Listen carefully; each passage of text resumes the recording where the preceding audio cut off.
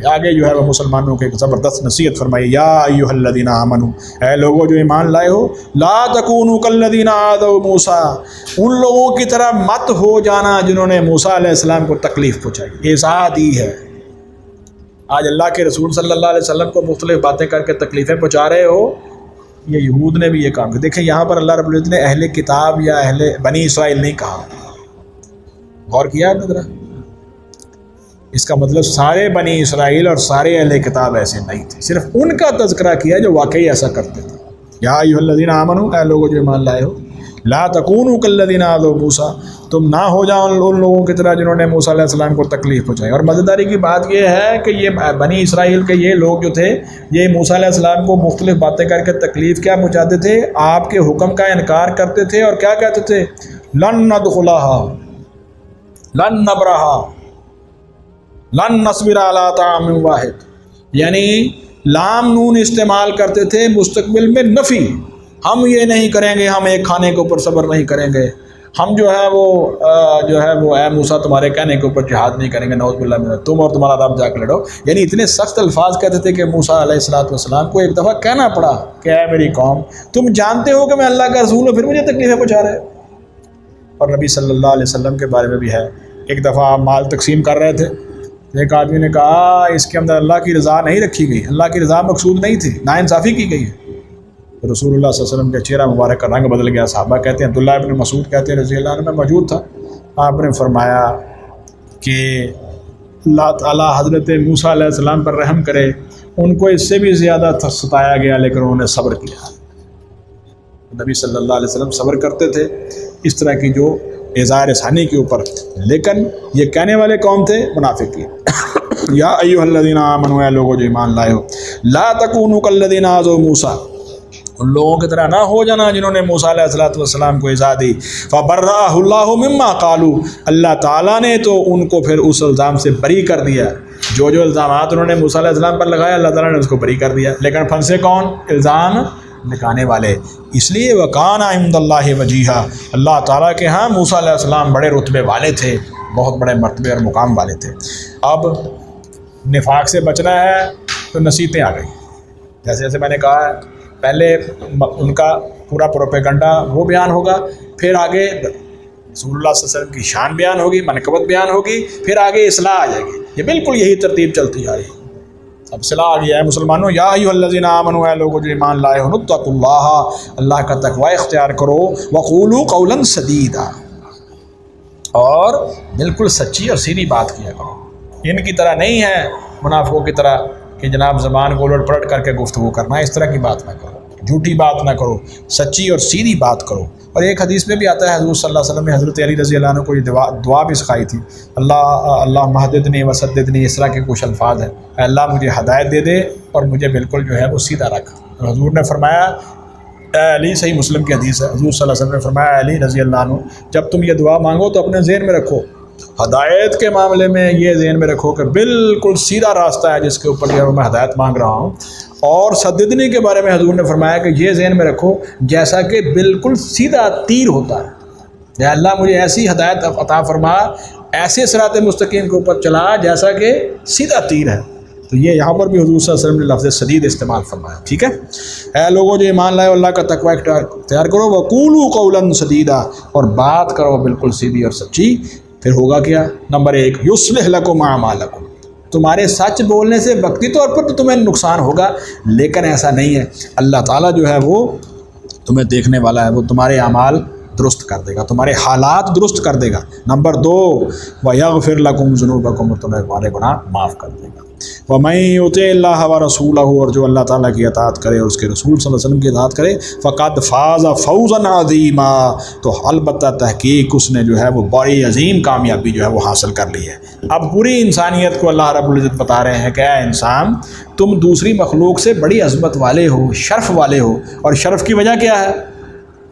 شرف کی وجہ یہ ہے کہ تم نے اس امانت کو اٹھایا ہوا ہے جو اللہ تعالیٰ نے دوسری مخلوقات پر پیش کی، تو انہوں نے اٹھائی نہیں لیکن تم نے اٹھا لی۔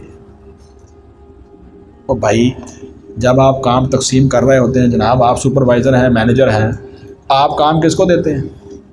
جس میں کام کرنے کی اہلیت ہو۔ ہر بندے کو اٹھ کے تو نہیں آپ کو ذمہ داری دے دیتے. کس کو دیتے ہیں؟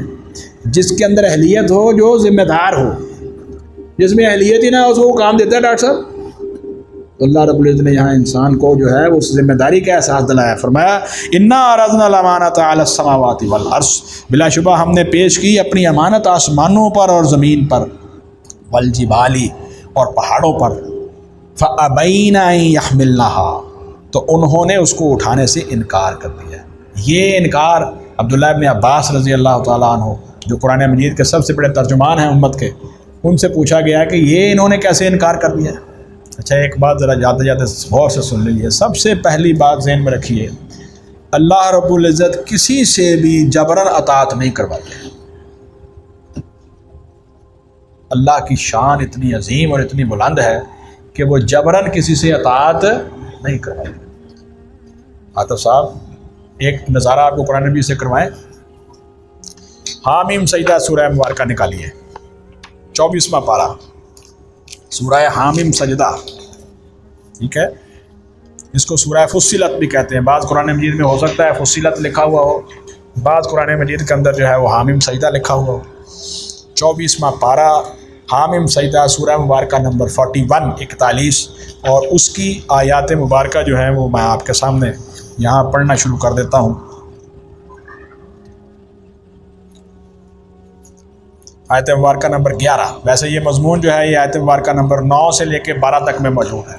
آیات مبارکہ نمبر 9 سے لے کے 12 تک موجود ہے. ذرا سنیے، اللہ فرماتے ہیں کل آپ کہہ دیجیے اِنَّکُمْ لَتَکْفُرُونَ بِالَّذِی، کیا تم اللہ کے ساتھ کفر کرتے ہو، خلق الارض فی یومین، جس نے زمین کو 2 دن میں پیدا کیا. آیت نمبر 9 وَتَجْعَلُونَ لَهُ أَنْدَادًا، اور تم اللہ تعالیٰ کے شریک بناتے ہو. ذَلِکَ رَبُّ العالمین، یہ تو تمہارا رب العالمین ہے، تم اس کے ساتھ شریک بناتے ہو. وَجَعَلَ فِيهَا رَوَاسِيَ، اور اس نے بنائے اس کے اندر مضبوط پہاڑ، مِن فَوْقِهَا، اس کے اوپر. وَبَارَكَ فِيهَا، اور برکتیں رکھ دی ہیں زمین میں. وَقَدَّرَ فِيهَا، اور اس نے جو ہے اس میں اندازہ رکھ دیا ہے اقواتها، اس کی غذاؤں کا، اس کی کھیتی کا، اس کے اندر بڑھوتری کا، اس کے اندر زرخیزی کا اندازہ رکھ دیا ہے. کتنی گھاس اگانی ہے، کتنی فصلیں اگانی ہیں، کتنی غلہ اگانا ہے، کتنے پھل اگانے ہیں، کتنی سبزیاں اگانی ہیں. اللہ فرماتے ہیں ہم نے اندازہ مقرر کر دیا ہے. وَبَارَكَ فِيهَا وَقَدَّرَ فِيهَا أَقْوَاتَهَا فِي أَرْبَعَةِ أَيَّامٍ. میں جلدی جلدی پڑھ رہا ہوں. یہ سارے کام اللہ فرماتے ہیں ہم نے 4 دنوں میں کیے ہیں. سوال للسائلین، آگے سنیے. ثُمَّ اسْتَوَىٰ إِلَى السَّمَاءِ، پھر اللہ فرماتے ہیں ہم آسمان کی طرف متوجہ ہوئے. کئی دفعہ کہا استوا علی، بلند ترین مقام پر جانا. استوا الی، توجہ کرنا، یہ بتایا پہلے بھی.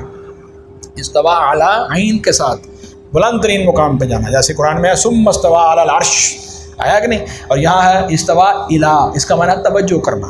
ثم استویٰ الی السماء، پھر وہ متوجہ ہوئے آسمان کی طرف. اللہ رب العزت فرماتے وہی دخان، جبکہ وہ دھواں تھا. اب دیکھیے ذرا. فقال لها، ہم نے اس سے بھی کہا آسمان سے، وللارض، اور زمین سے بھی کہا، ائتیا طوعا او کرہا، آؤ میرے حکم کی اطاعت کے لیے خوشی سے یا ناخوشی سے. ذرا سنیے بات. آؤ میری اطاعت کے لیے، اللہ فرماتے ائتیا، آؤ تم دونوں، طوعا او کرہا. قالتا، دونوں نے کہا، اتینا طاعین، اللہ ہم خوشی سے آتے ہیں، ہم کیوں ناخوشی سے آتے ہیں. اب سمجھ آ گئی. قالتا اتینا طاعین، تو دونوں نے، اللہ فرماتے ہیں زمین آسمان نے کہا ہم برضا و رغبت، خوشی سے آتے ہیں. اللہ ہم کیوں کراہت سے آئیں، تو ہمارا مالک ہے، خالق ہے. تو یہاں جو انکار ہے وہ اس وجہ سے نہیں انہوں نے کیا کہ وہ اللہ تعالیٰ کی معصیت، وہ تو یہاں انہوں نے تو اللہ تعالیٰ کی اطاعت قبول کر لی ہے. یہ کون سی اطاعت ہے جی؟ یہ وہ کونی امور ہیں جو اللہ تعالیٰ کلمہ کن سے کہتے ہیں اور وہ حکم نافذ ہو جاتا ہے. 2 طرح کے امور ہیں نا جی کائنات کے اندر، 2 طرح اللہ تعالیٰ کا حکم چل رہا ہے. ایک ہے تکوینی امور، اللہ رب العزت نے کہا کن فیکون، ہو گیا. اس کے اندر کسی کو جو ہے وہ پر مارنے کی مجال نہیں ہے. انسان کے اوپر بھی یہ امور چل رہے ہیں. مثلا اس کی زندگی، اس کی سانسیں، اس کا رزق کتنا ہے، اس کی زندگی کی مدت کتنی ہے، یہ کسی کے اختیار میں ہے. یہ تکوینی امور. یہ کون سے ہیں؟ ان امور کے اندر بھی اللہ تعالیٰ نے کسی کے اوپر جبر نہیں کیا، زبردستی نہیں کی، زیادتی نہیں کی. اللہ تعالیٰ جبر سے کوئی اطاعت نہیں کرواتے. زمین اور آسمان نے رغبت کے ساتھ خوشی اس اطاعت کو قبول کیا، ٹھیک ہے. لیکن یہاں تو عبداللہ ابن عباس رضی اللہ تعالیٰ عنہ نے پھر جو جواب دیا ہے وہ ذرا میں آپ کے سامنے رکھنا چاہتا ہوں. وہ جواب آپ سن لیجئے جو عبداللہ ابن عباس رضی اللہ تعالیٰ عنہ نے دیا ہے، وہ میں آج آپ کے لیے خاص طور پر تبری سے اس کا جو ہے وہ تفسیر امام ابن جریر طبری رحمۃ اللہ علیہ کی وہاں سے لے کے آیا ہوں، وہ الفاظ جو حضرت عبداللہ ابن عباس رضی اللہ عنہ نے بیان فرمائے وہ ذرا سن لیجئے۔ یہ بہت ہی معتبر اور اعلیٰ سند کے ساتھ یہ روایت آتی ہے کہ عبداللہ بن عباس رضی اللہ عنہ فرماتے ہیں الامانۃ الفرائض۔ دیکھو یہاں اس آیت مبارکہ کے اندر امانت سے مراد وہ فرائض ہیں جو اللہ تعالیٰ نے تمہارے اوپر فرض کیے ہیں۔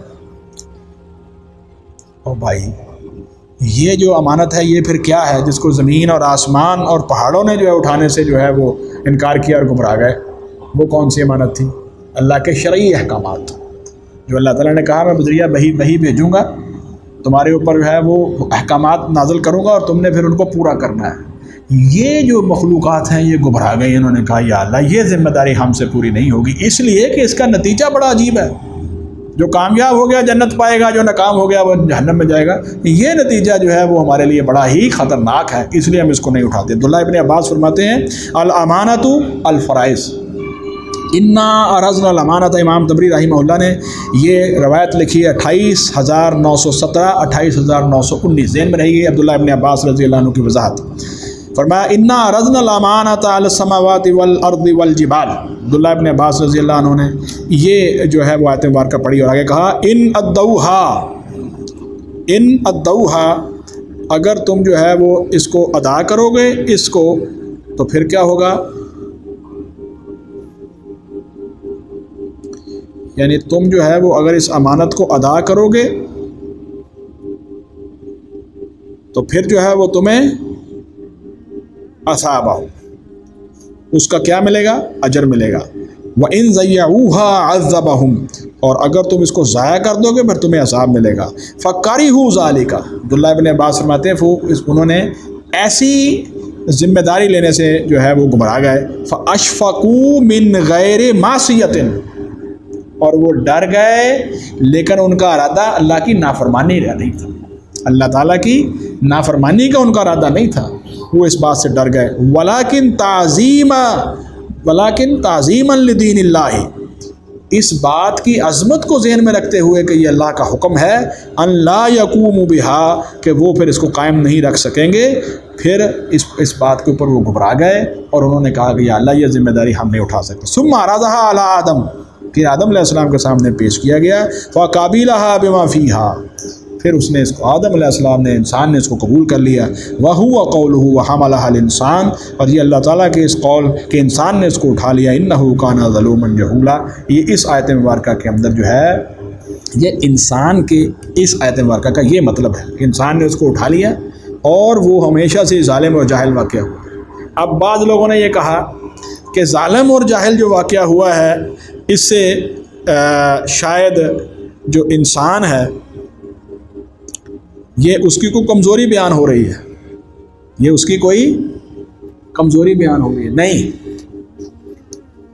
یہ کمزوری بیان نہیں ہو رہی، یہ انسان کیا ایک بتایا جا رہا ہے کہ تمہارے اندر شر کی خواہش موجود ہونے کے باوجود یہ بات کہ تمہارے نفس کی خواہشات کے خلاف تمہیں حکم دیا جا رہا ہے، پھر تم جو ہے وہ اللہ کی اطاعت اختیار کر رہے ہو، اس لیے تمہیں عصمت ملی ہے۔ دیکھیے خیر کے مقابلے میں شر کا پہلو بھی انسان کے اندر ہے کہ نہیں؟ نیکی کے مقابلے میں برائی کا پہلو ہے کہ نہیں؟ اپنے خواہشات نفس بھی انسان کے اندر ہیں، لیکن ان ساری چیزوں کو چھوڑ کر وہ اللہ کی اطاعت کرتا ہے۔ اسے کیا کہتے ہیں؟ اختیاری اطاعت۔ اس لیے تو عظمت ہے۔ دیکھو نا، فرشتے ہیں، باقی مخلوق ہے، زمین ہے، آسمان ہے، سارے تسبیح کر رہے ہیں کہ نہیں؟ اللہ کے لیے نماز، اللہ نے کہا ان کی نماز کا طریقہ بھی ہے، تسبیح کا بھی طریقہ ہے، لیکن تم نہیں جانتے، ہے نا قرآن مجید میں۔ اور انہوں نے اطاعت بھی اللہ تعالیٰ کی خوشی خوشی اختیار کی کہ یا اللہ تو کونی امور میں کن فیکون، جو حکم دے گا ہم اس کو پورا کریں گے۔ ہاں اگر کوئی شرعی حکم ہمیں دیتے ہو کہ مانو گے تو یہ انعام ملے گا، نہیں مانو گے تو یہ سزا ملے گی، یہ ہم نہیں کر سکتے، اتنی بڑی دوڑ میں ہم شامل نہیں ہو سکتے۔ تو یہ انسان کی عظمت اور شرف بیان ہوا ہے کہ تم جو ہے منافقین اور کفار، یہ یاد رکھیے۔ مفسرین نے یہاں پر بڑا عجیب جو ہے وہ باریک نقطہ بھی بیان کیا ہے کہ یہ جو اوپر قیامت کے بارے میں بات ہو رہی ہے اصل میں اسی کا جواب ہے۔ کہ تم کہہ رہے ہو قیامت نہیں آئے گی، قیامت تو آنے والی ہے اور یہ حساب تم نے دینا ہے، تم نے تو بڑی ذمہ داری اٹھا رکھی ہے۔ امانت میں کس نے خیانت کی ہے اور امانت نے کس کو پورا کیا ہے، یہ تم اس کے لیے تیار رہو۔ یہ بات یہاں پر سورہ احزاب کے آخر کے اندر خلاصے کے طور پر دہرائی جا رہی ہے۔ اب آپ کو سمجھ آ گئی، اور عبداللہ ابن عباس رضی اللہ عنہ کی تفسیر بھی آ گئی۔ انا عرضنا الامانۃ علی السماوات والارض، اور ہم نے بلا شبہ پیش کی اپنی امانت، کیا مراد ہے سے الفرائض، یعنی دین، یعنی اختیاری اطاعت، اختیار ہوتے ہوئے اللہ کی فرما برداری کرنا، برائی کا انسان کے اندر برائی کی صلاحیت ہوتے ہوئے نیکی اختیار کرنا۔ اور بھائی نیند آئی ہوئی ہے، نیند اور سردیوں کے دن ہے، اب لحاف میں لپٹے ہوئے ہیں، لیکن آپ لحاف سے نکلتے ہیں، ہاں جی، سردی برداشت کرتے ہیں، ٹھنڈ میں وضو کرتے ہیں اور اللہ کے سامنے کھڑے ہو جاتے ہیں، یہ اللہ کو بہت محبوب ہے۔ اللہ رب العزت فرماتے ہیں دیکھو میرے بندے نے کیا کیا ہے، میری خاطر اپنی نیند قربان کر دی۔ یہ حدیثوں میں ایسا مفہوم موجود ہے کہ اللہ تعالیٰ فرشتوں کے سامنے فخر کرتے ہیں۔ اللہ تعالیٰ ہمیں بھی ان میں کرے اور ہم اپنی نمازوں کا خیال رکھیں، تو اللہ تعالیٰ کے سامنے جو ہیں وہ ان بندوں میں شامل ہو جائیں جو اس امانت کو پورا اٹھانے والے۔ ہاں باقی یہ ہے کہ اس کے اندر یہ ظلم اور جہالت ہے، اگر غلطی ہو جائے فوراً توبہ کرے، استغفار کرے اور اللہ کی طرف دوبارہ رجوع کرے۔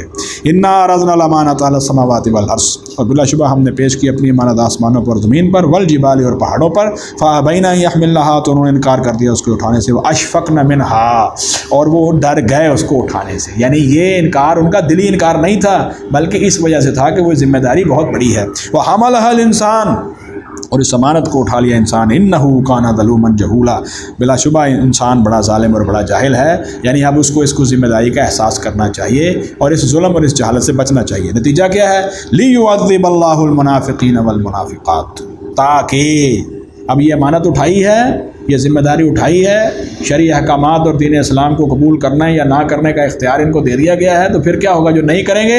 لیعذب اللہ المنافقین والمنافقات، تاکہ اللہ عذاب دے منافق مردوں اور منافق عورتوں کو کہ انہوں نے خیانت کی ہے، والمشرکین والمشرکات، اور مشرک مردوں اور مشرک عورتوں کو انہوں نے اللہ کی توحید میں خیانت کی ہے۔ ویتوب اللہ علی المؤمنین والمؤمنات، اور اللہ توجہ فرمائے اور رحم فرمائے مومن مردوں پر اور مومن عورتوں پر جنہوں نے تمام مصیبتوں اور مصائب کے باوجود اور منافقوں اور کفار کی مخالفتوں اور پروپیگنڈوں اور مشرکین کی اظہار ثانیوں کے باوجود جو ہے وہ اللہ رب العزت کی اس امانت کو صحیح قبول کیا ہے اور دین کے اوپر جو ہے وہ استقامت اختیار کی۔ اللہ فرماتے ہیں اللہ رب العزت ایسے مومن مردوں اور مومن عورتوں کے اوپر جو ہے وہ رحم فرمائیں گے اور توجہ فرمائیں گے۔ وکان اللہ غفور الرحیم، اور ہمیشہ سے اللہ بہت بخشنے والا نہایت رحم کرنے والا ہے۔ اللہ رب العزت ہمیں قرآن حکیم سمجھنے اور اس پر عمل کی توفیق عطا فرمائے۔ اللہ تعالیٰ کے فضل و کرم سے سورۃ الاحزاب مکمل ہوتی ہے اور اس کے مضامین بھی کافی گہرے، لمبے اور مشکل تھے۔ اللہ تعالیٰ نے توفیق عطا فرمائی ہے، ہم اس کی ترجمے اور تفسیر سے گزرے ہیں۔ دعا یہ ہے کہ اگر کہیں غلطی ہوئی ہے تو اللہ تعالیٰ جو ہے وہ اس غلطی کو معاف فرمائے، اور اگر کوئی بات جو ہے وہ صحیح بیان ہوئی ہے تو اللہ تعالیٰ اس کو ہمارے لیے جو ہے وہ باعث ہدایت اور باعث برکت بنائے اور قرآن مجید کو سمجھنے اور اس پر عمل کا ذریعہ بنائے۔ آمین ثم آمین۔ سبحانک اللہم و بحمدک، نشہد ان لا الہ الا انت، نستغفرک و نتوب الیک۔